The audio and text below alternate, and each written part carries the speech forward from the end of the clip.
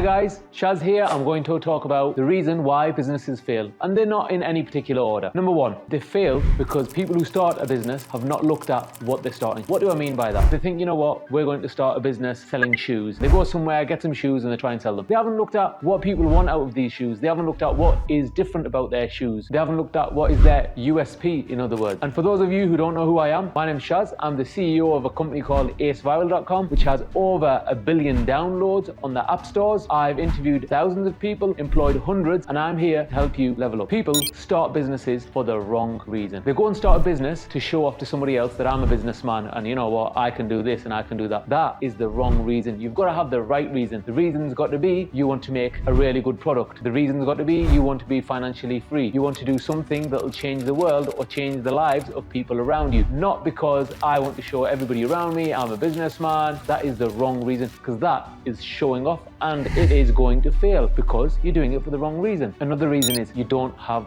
the experience. Before you start doing anything, if you're going to open, say, a convenience store, a petrol station, a car sales business, anything, right? These are just some common ones I'm mentioning. Go and work in one for a few months, if not a year, and then start small and level up from there. The mistake people make is they go and get the savings, their own savings, their family's savings, or a big loan, and they try and open something that they've never worked in. Like, you know, it would be silly for me to think I'm going to open a car sales showroom and I go and take all the money I've got and I'm like, we're going to open this big site and we're going to have lots of cars, and then it's a stop-start. Nobody turns up. You know why? Because I didn't look. Is it in the right location? Do I know how to sell a car? Do I know the first thing about cars? How to fix them? MOTs, tax, etc., etc., etc. If I don't know any of that, it's going to fail. Get experience in whatever you're starting. Guys, can you just tap that like button? If you like this video, it'll show Google that you like it and it should show it to more people. Let's get on with the next thing. Another reason why businesses fail is because people end up hiring family to run the business or people they know, and not based on if that person has the skill that is required, but just based on I'm going to hire this person because I know them. And you know what? Yes, there are such things as family businesses where families chip in and help, but you've got to be very careful. If you're hiring for a role that none of your family know and they don't have any experience in, they could bring down the whole business. Please make sure you go and hire somebody that knows how to do the job that you're hiring them for. Or send your family member to work somewhere else, gain the experience, and then come back and help you.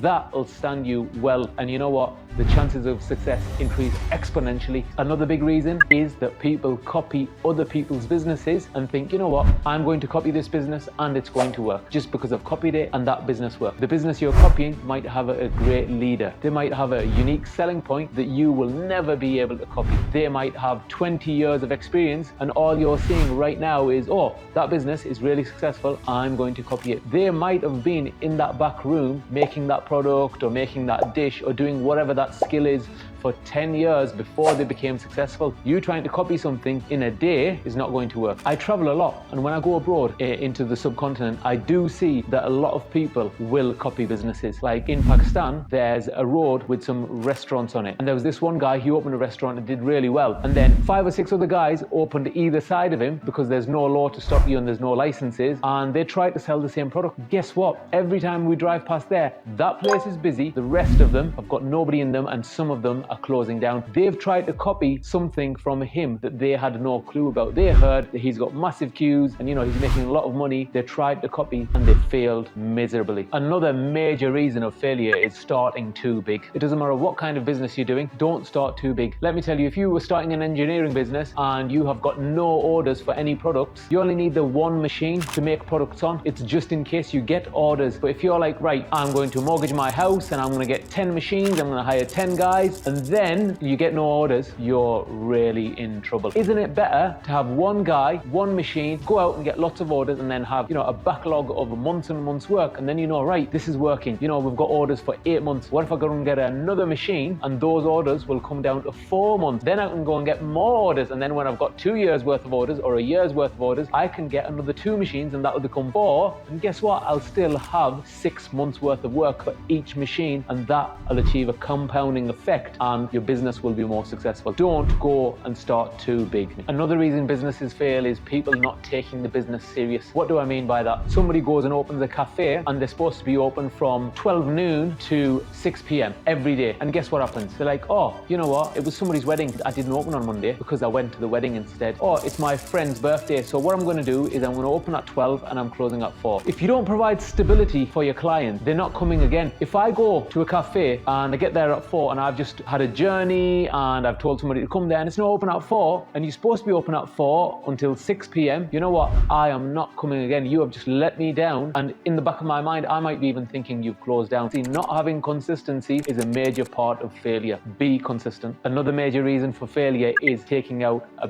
big loan. People might need 10,000 or 20,000 to start a business, but they go and borrow 40, 50, 60, 100,000. And what they've done is they've only used 20 or 30,000 of that 100,000. The other 70,000 is sitting around in the bank account, not making them any money, but costing them in interest. Only take what you need. And on the flip side, don't take a lot less than you need. So you know what, if you go and borrow 20,000 but you really needed 25 or 30, and you know what, you start the business and you get to a certain point and it could really pivot into becoming profitable or taking off, and now you're short of 5 or 10,000, the bills come in, you can't pay them, you've gone bust. So you've got to have some free cash flow, just money aside, just in case you need it. So that's the opposite to too much or too little. And just be careful who you take this money from. You don't want to take it from a friend, family, or somebody who's going to be harassing you. You know, when you take this money, you need to write it down when you're going to pay them back, in what installments, and everybody sticks to it. Because I've seen people lend people money and then say, I want it back now. And you know what? There was a misunderstanding between the two parties. One guy was thinking, oh, I need to return this money after 2 years at the 24th month. And the other guy was thinking, right, I'm going to lend him this money and he's going to start paying me in installments now. So you've got to agree on something and write it down. That shouldn't be a problem with banks and institutions. They will lend you the money and you'll have an agreement with them. But always write things down and make sure the other person understands it. Ask them to read it over, just in case you lend some money from friends or family.